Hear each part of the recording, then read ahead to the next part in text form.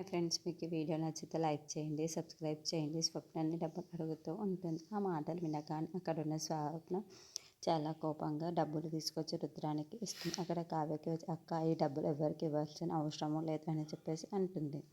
ఆ మాటలు వినగానే అక్కడున్న రుద్రానికి చాలా కోపంగా కావ్యని చూసి, ఏంటి డబ్బు అవసరం ఉంటే డబ్బు ఇవ్వవా ఏంటి అని చెప్పేసి అడుగుతూ ఉంటుంది.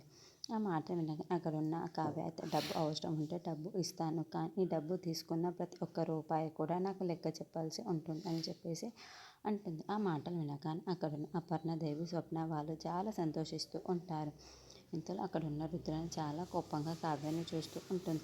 అవును, ఈ ఇంట్లో నుండి ఒక్క రూపాయి బయటికి వెళ్ళినా సరే నాకు ప్రతి దానిది లెక్క చెప్పాల్సి ఉంటుంది అని చెప్పేసి అంటుంది. ఇంతలో అక్కడున్న ధాన్యలక్ష్మి అయితే ఒక్కసారిగా షాక్ అయిపోయి కావ్య వైపుకు చూస్తూ ఉంటుంది.